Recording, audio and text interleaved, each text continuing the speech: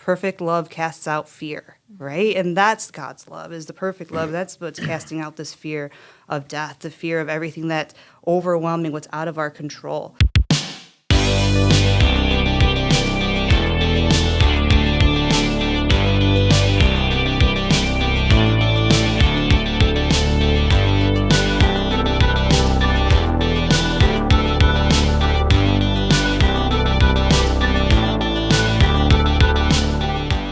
Hey, we have our first ever bonus episode. Today we bring on Natasha Ginter, who is a licensed mental health counselor, and Cara Heimerle, who is a mental health counseling intern. Let's jump into today's conversation.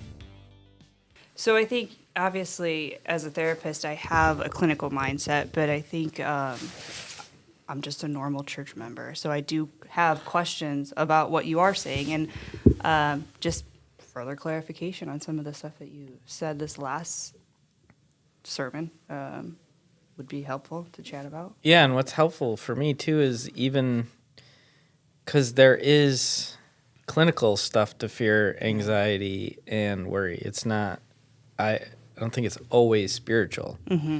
You know, there's chemicals in our brains, it's adrenaline, it's things that maybe happened in our past. So I would like to even go from the other side and say, because I think I ended one of the services by saying it's like, don't make the mistake. Like, fear is not always a product of sin. Yeah. Like ultimately it's a product of sin, but like everyday fears in our lives or worry or anxiety aren't directly linked to some besetting sin we have all the time, you know, especially people that are they're taking medication. Mm-hmm. I talked to someone that had taken some steroid eye drops or something, and it triggered panic attacks. Mm-hmm. Or another good example is they put me on antibiotic not too long ago.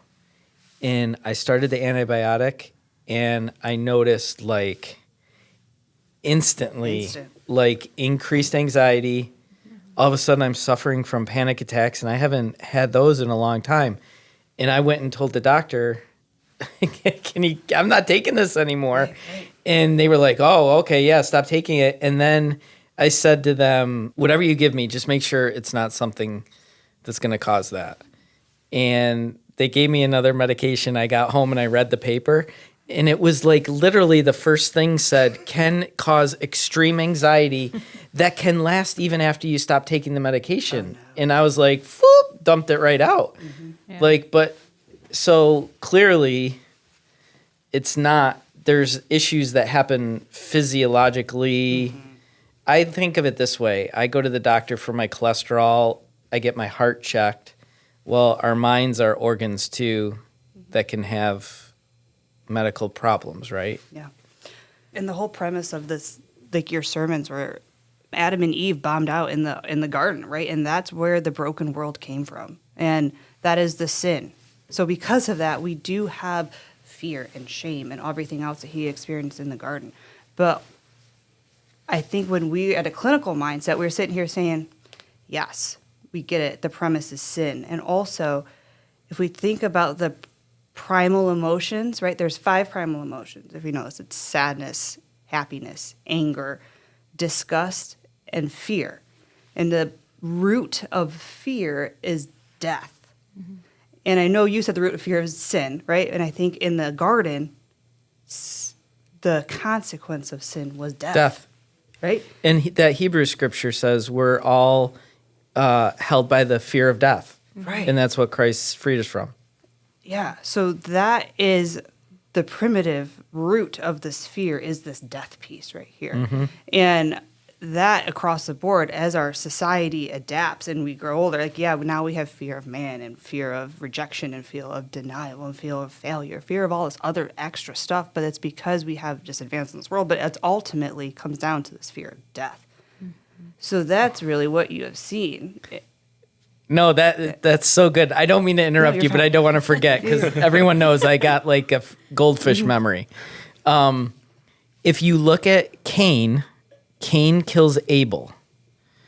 And so Cain is the first one in the in the humankind to experience death. And he initiates death. He causes death. So imagine that. Like, he experiences killing Abel, and then God punishes Cain. And God, the language, I don't have the Bible in front of me, but the language is something like, you won't be before my face. And that language in the Hebrew has to do with death. I hope I'm not butchering that. We're going off the cuff here. So if you're listening and you don't like that, okay. But it's something to do with that. But then what you see is you see Cain goes and he builds a city. And then what happens in the city is they begin to build the city to his name, and then musical instruments are created, art is created, and you see all the things of this world begin to be developed. And to me, this is me, what I think is happening is I think they're faced with death and they're trying to entertain themselves. And anything that they can do that takes their mind off the reality of death is, and that's what we do. Why do you think we want to play sports? We want to watch sports. We want to watch TV. We want to watch movies. We want to watch anything. We want to do anything that takes our mind off of death. Of course. Yeah. I- It's a numbness. Yes. Numbing out the reality of our consequence of being sinful human beings. Yeah. Yeah. Because ultimately, the one thing that is true in our lives is that we are going to die, and we have no idea at the end of the day. No idea. What do I mean by that? We have no idea because no one's gone on that side and actually came back and can tell us this is what you're going to experience. That's where faith hits the road. Like, no, this is actually, that's where faith becomes real. 100%. And, moving it forward, so if we say fear, then we go to worry. And what is worry? It's the anticipation of that threat, right? So if I'm worrying about something, I'm thinking about the fear that I'm something I'm afraid of. Then that leads to anxiety, which is the rumination of all those worries constantly, right? So it is one step to now I'm in an anxious mood, anxiety. And that's where the difference between all these three are. It's not interchangeable, even though our society now, we kind of blanket anxiety and worry and fear all in one, but it's really three separate things. And anxiety is a clinical word that gets thrown around as anytime I worry about something, it's anxiety. Not really. To be diagnosed with generalized anxiety disorder has qualifiers, right? You need to meet such things. But I think what so many times the worry is what is, tripping people and even Christians up is this worry, and we're falling away from where's the trust. Then that's the piece of that I think you are hitting on a lot in your sermons. But this is where our faith comes into play, 100%. So when you talk about that, clinically, is that so worry would be is the word less, and as it increases, Like it's a progression. is it a progression, and then anxiety is like a culmination of worry that goes too far? Is that clinically, is that how we think of it?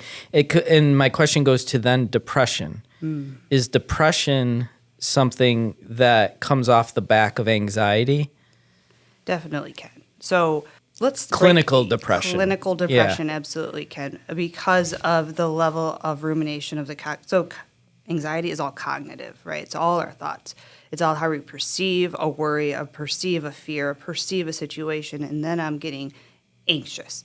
I'm ruminating over that worry, that thought, that whatever it is, that fear that I'm having. Now I'm having these thoughts that they're intrusive. I can't get away from them. They're just there. That can cause the depression piece, because now I'm starting to have negative thoughts about myself, right? The shame creeps in, guilt creeps in, all of that. And now shame is self-hatred at my own expense, right? Shame. So now that self-hatred, okay, now I'm in a depressive state. And now it's clinically, I'm out of alignment with what I really wanted at the beginning, and it leads. So when I look back at my life, I can think of when I was young, I had 2 anxiety attacks. I didn't know they were anxiety attacks, but now looking back, I remember. Now I'm like, they definitely were. High school. And then when And then it's almost like I don't remember, but I'm sure I probably struggled with it. But then when it really exploded, it was after I went to law school. I studied for the bar, which was insanely stressful. So I had all this stress. I was drinking a lot, alcohol. I was in an extreme high state of stress. I was sitting on my couch watching SpongeBob SquarePants with my nephew, and the thought of being in a bottle, like how weird is this, right? And then it was this claustrophobic thought that kind of turned into a thought about being in a casket and death. Mm-hmm. And I remember I didn't know what was happening to me. I stood up on the couch and I walked over to the window, and it was like full-blown panic attack. And it lasted, that panic and anxiety lasted for weeks. I mean, I couldn't sleep at night. I was consumed with the thought of death and dying and panic, and I didn't know what was going on. To be honest, I had no clue what was going on in my life. And I talked to a counselor. It was a girl that I knew that was a counselor, and she was like, "You're having like panic attacks, like you're in, and so I literally went and started meeting with a counselor, and they kind of walked me through it, and I think just talking about it helped. Mm-hmm. Just talking about it and understanding what was happening to me. The best way I can describe it is I felt like I got some sort of control over it. I don't know if that's, but it was almost like, oh, okay, now I understand. This is adrenaline. This is, but my biggest issue was the self-talk. It was my mind that was just spinning. It was like it was consumed with death, and I couldn't contain it.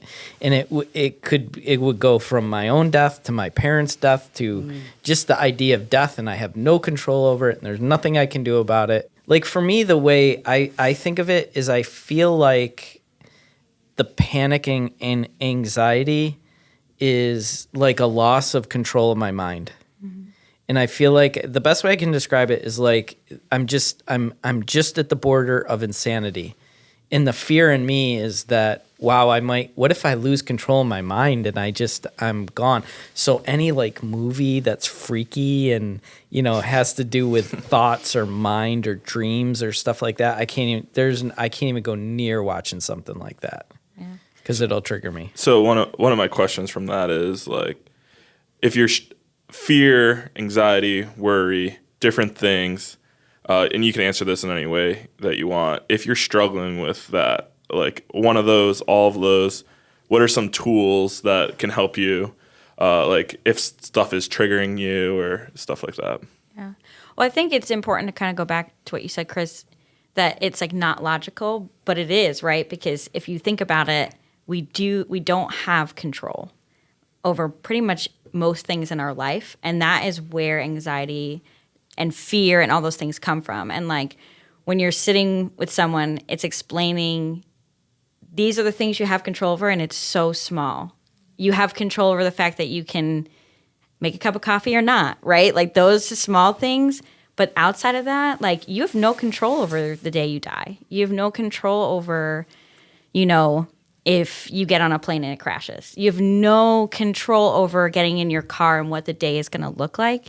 And so I actually do think it is a logical thing that our brain does. And then that kind of goes back to why we numb things out and why it's like we have those panic moments, because it is logical, like for our bodies to react that way because we don't have any control. Yeah. And so I think even before going to the tool piece is like allowing yourself to understand that this is humankind. Like this goes beyond just one person. And there are plenty of people who don't struggle with generalized anxiety where like you're going to be diagnosed with it. But everyone across the board deals with feeling out of control. And I think it's important to recognize that like it is a logical thing. Because sometimes we can downplay it and be like, I don't even understand what's wrong with me. And it's like, well, that's human nature. Yeah. We have zero control over these things. And once you start, you can spiral, and it always leads to, well, I'm gonna die, right? That's the panic The part. ultimate thing we have no control over. Yeah. Yeah. So when you're spiraling, so I think before we got to tools, it's just important to recognize it's pretty logical. It actually, and it's, if you look at scripture, Yeah. the root of our fear is death, and we're always going to end up going back to that. To like when you're having a panic attack, you think you're dying, you know? So, but yeah, there's plenty of tools, I think, to separate, like Natasha was saying, there's fear leads to worry, which leads to anxiety, which can lead to sin. And I think there is definitely things there that we can talk about. Yeah. I think you want to hit it from all different angles. So you just recognize that you are out of sync with your normal flow day to day. You are starting for the bar, you are not getting enough sleep, you are tired, you're under high amounts of stress. You're out of normal sync and a normal alignment for who Chris Callie is, right? So that already puts you in a vulnerable spot to be exposed to panic or worry or just negative emotions. You're already vulnerable. So then recognizing that, so that's where the holistic piece comes in. Let me deal with what I do have control over, as in the amount of sleep, what I'm eating, my fuel, my body, my exercise, whatever that, what you do have control over.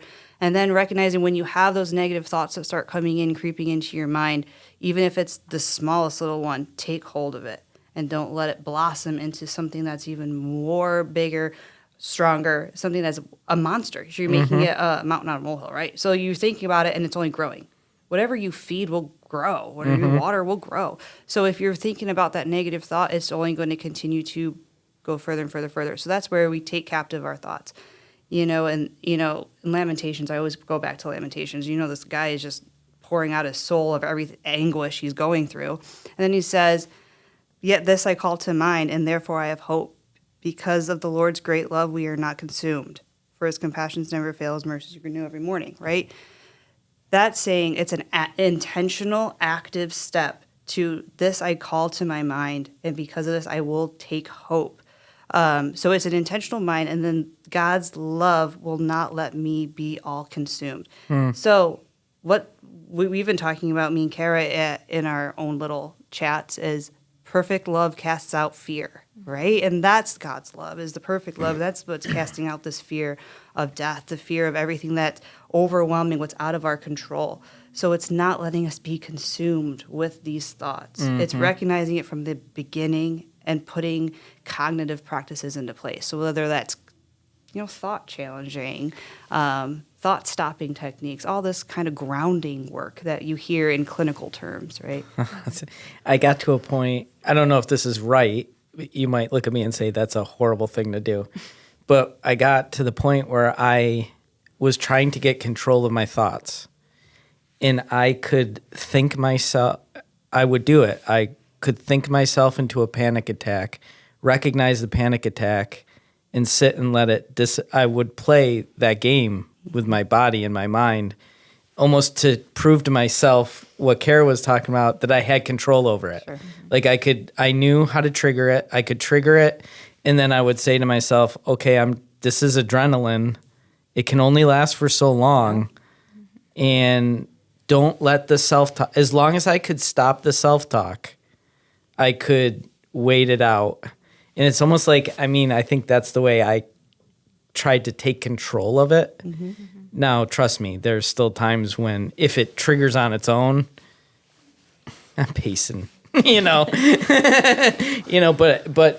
to your point, the Bible talks about renewing our mind. It talks about a lot of things like that, being transformed by the renewing of our mind. And Being I think mindful of God. Yeah. I think the self-talk is that mind thing, right? Is that typically what you see as people, is that self-talk that becomes the problem with people, and they talk themselves into it? And Yeah. Well, and they start believing the lies that they're making up, the negative self-talk, right? We very rarely will do positive self-talk. We're never our own Right, cheerleaders, right?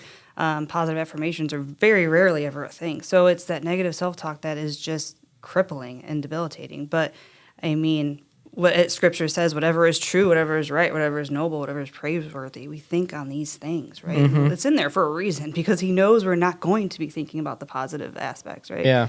what would you tell someone? Like, what's some of the best tools that you've seen be helpful for people that are dealing with this kind of stuff? So I do a lot with distress tolerance, right? If it's a fancy word for just when you're under distress and you're at your high peak of emotions, which is like on a scale of 0 to 10, it's the 8, 9, 10, right? When you're at your highest peak, we do a lot of stuff that is where panic would fall into. Panic is a high level emotion, right? Because you can't really control that with much cognitive work at that level. It's all, what do we do to keep our body calm?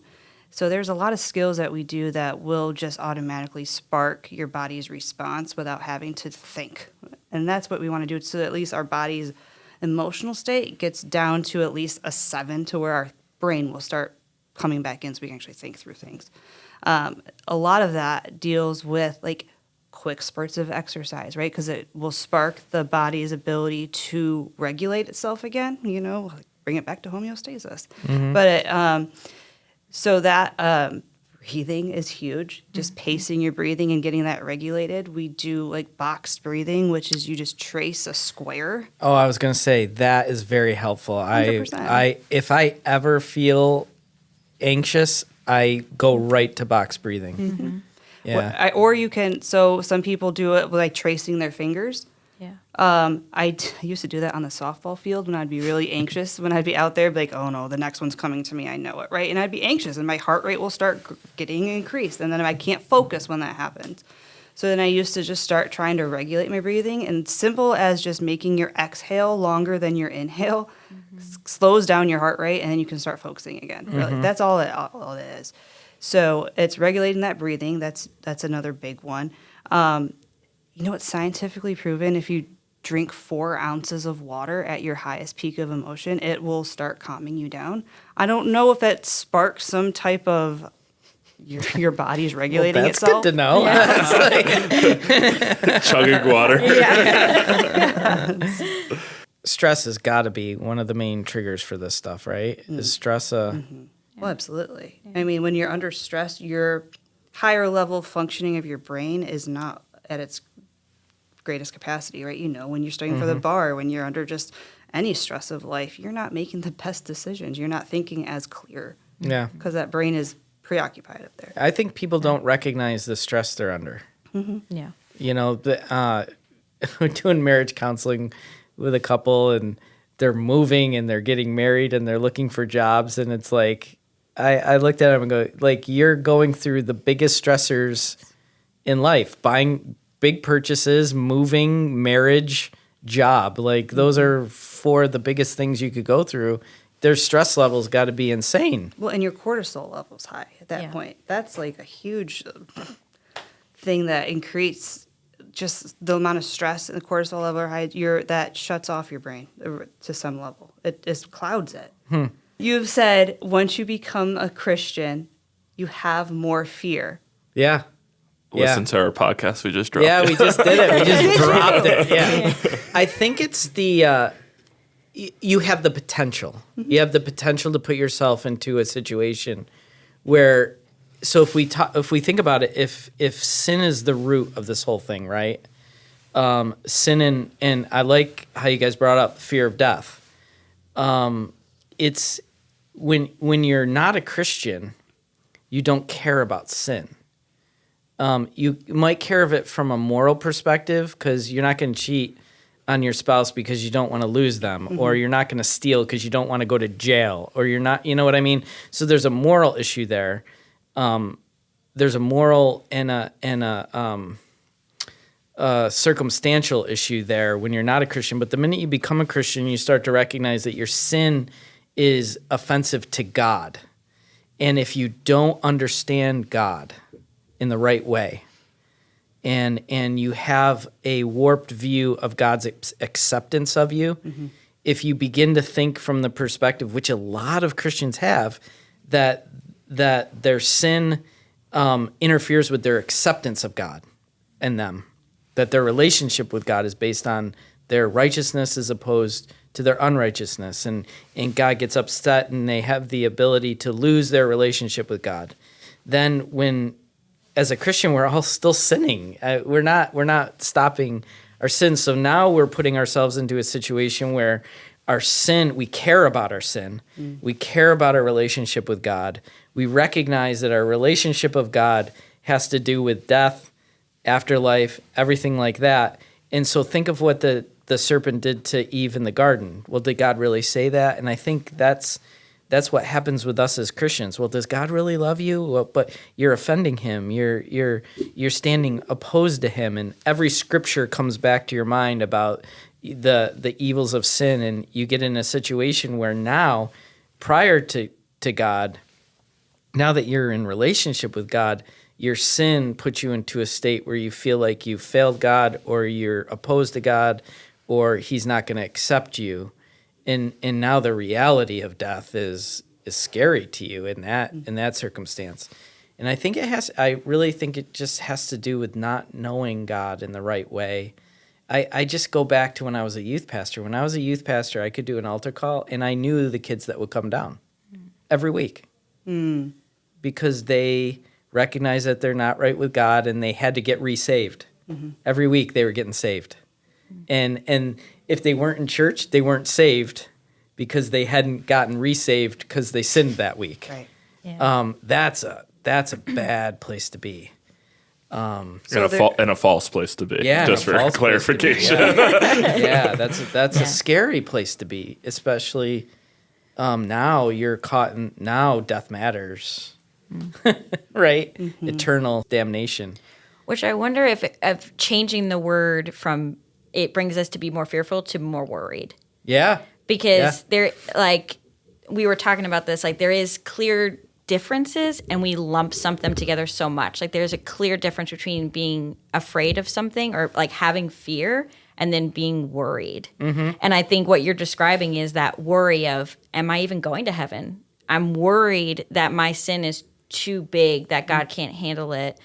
And I think there is somewhat of a difference, which they kind of intermingle, which we've talked about, because it's hard to, like, define them separately. But when you were talking, I was thinking about when the Lord says, like, do not worry. The word worry is in there, and it's, I'm going to provide for you. I'm going to be with you. I'm going to be. Is doing that the this. Matthew you're thinking of? Yes. Yeah. And you know, it's the birds don't even worry. Like, I'm going to provide for that, so you need to trust me. And I think it's the worry, which then, like, we would call it, like, the ruminating thoughts, the dwelling upon it, which then leads you to anxiety and all those different things.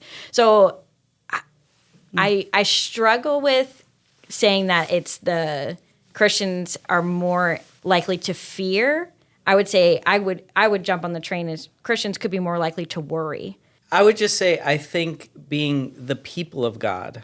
Yeah.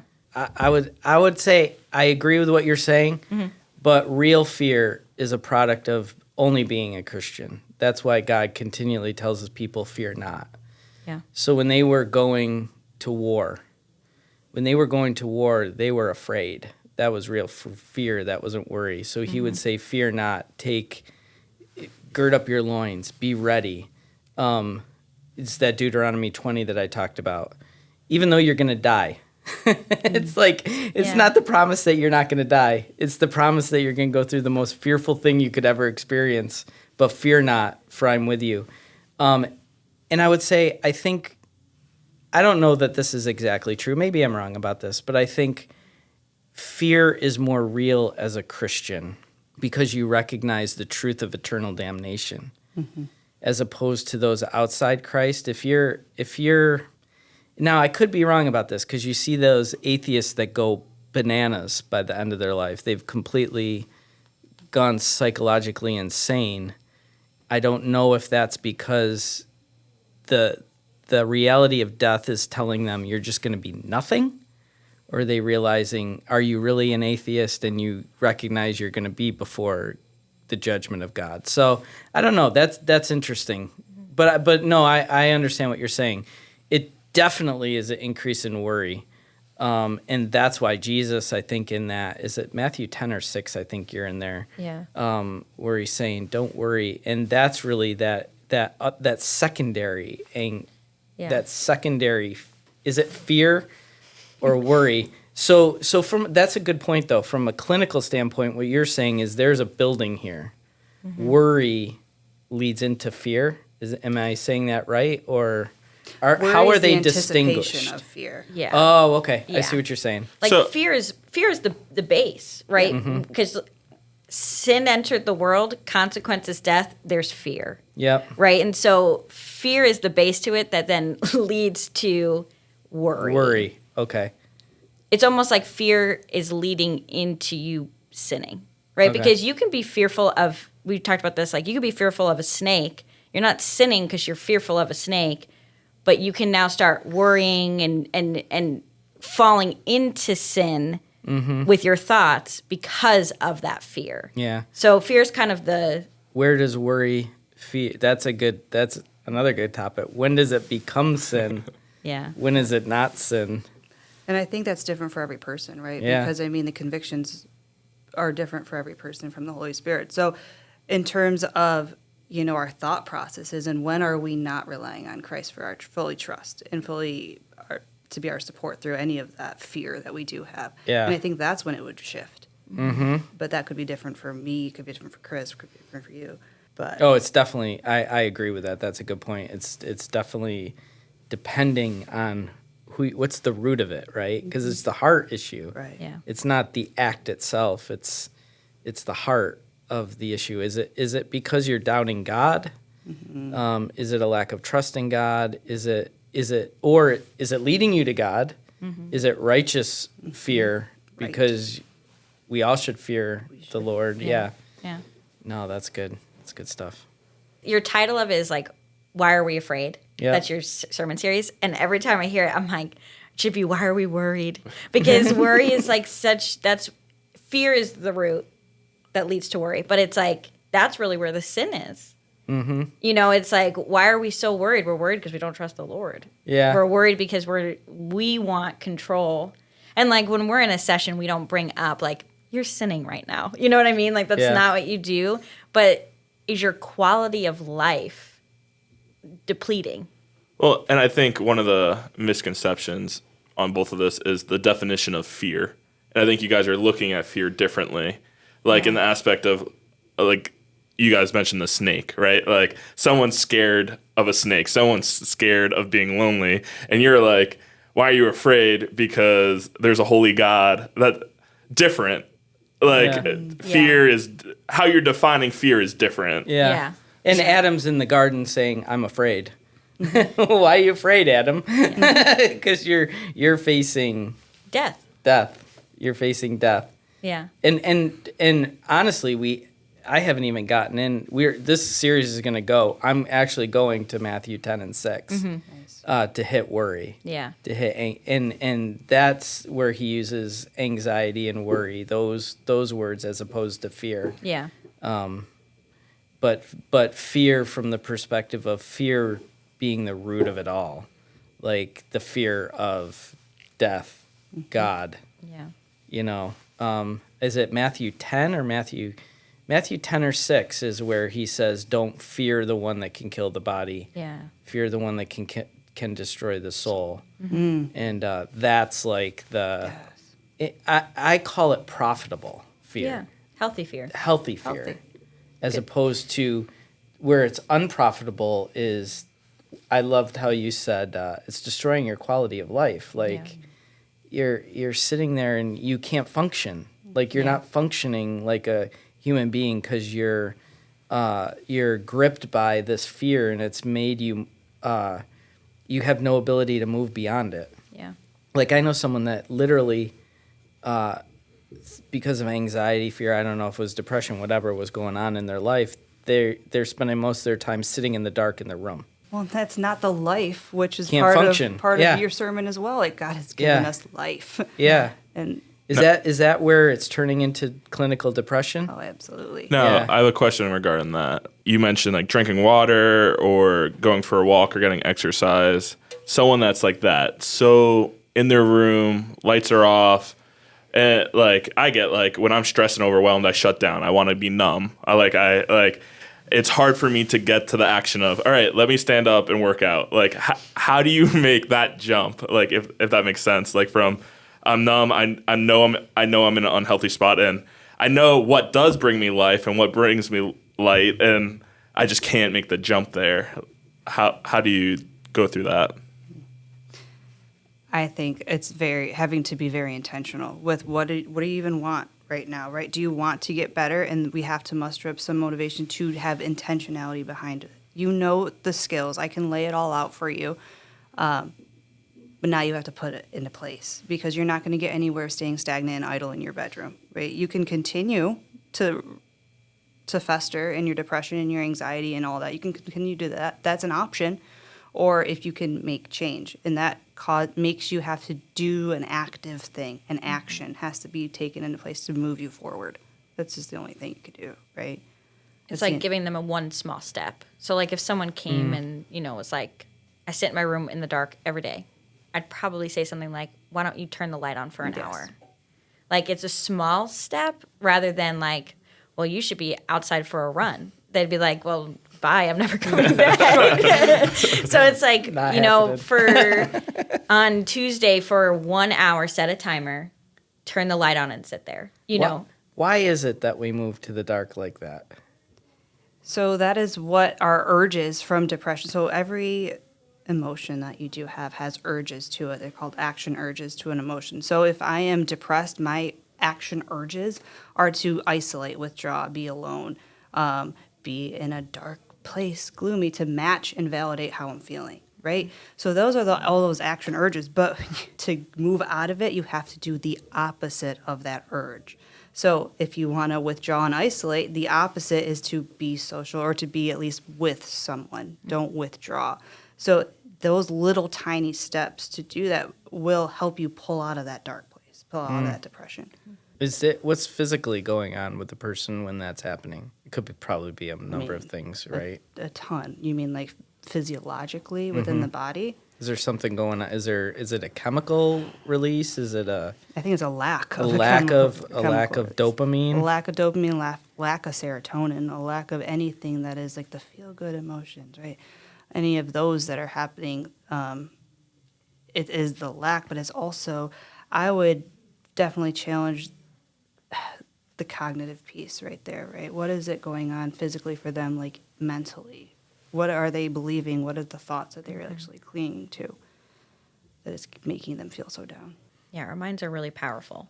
You Right. can start to believe one thing, and then that's the only thing you believe. And like, we did this really small, silly thing with like kids, where it's like, what's your brain monster? And it's like, what is that telling you? And now bring it to light. Like, challenge it. Is this legit? Like, you say I'm a failure. Okay, but let's look at it. Where are the areas that you failed? And I think you can even do that with adults. It just sounds maybe a little bit less silly than, your brain monster. But, your brain is so powerful. And I think that's why in Scripture, take every thought captive.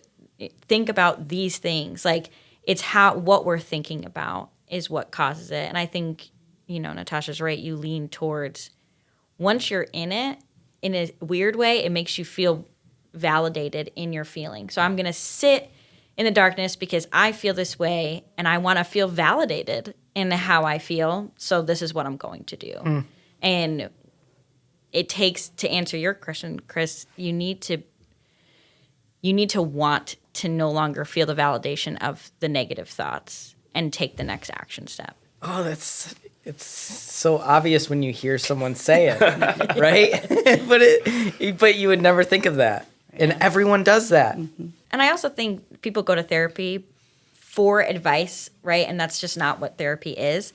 But I think what you really are looking for is validation, and something that therapists do well is empathize.